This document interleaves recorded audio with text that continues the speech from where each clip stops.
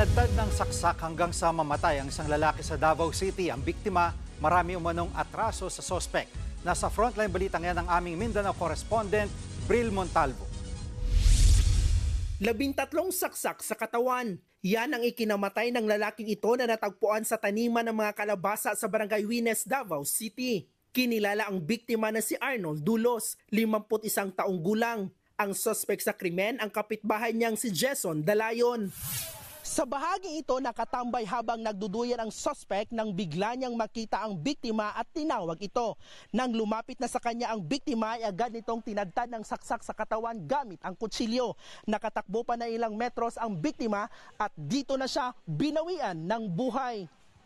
Agad nahuli sa hot pursuit operation ang suspect na si Dalayon. Kilala raw itong basagulero at may record na sa barangay. Maraming beses niya pinagsasaksak itong biktima at sinigurado niya na mamatay talaga itong victim.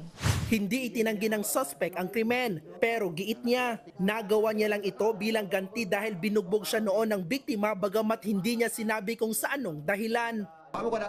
Di talaga ako nagsisi sa ginawa ko. Normal ako nung ginawa ko yun. Alam ko, ginagawa ko. Itong taong to, marami ng atraso sa akin. Nahaharap siya sa reklamong murder. Hustisya naman ang panawagan ng pamilya Dulos, lalo't binawian din ng buhay ang isa pa nilang kaanak nang atakihin sa puso matapos makita ang krimen. Nagbabalita mula sa frontline, Bril Montalvo, News 5 Mindanao. Mga kapatid, Jiggy Manikad po, iba na ang may alam at may pakialam sa panahon ngayon.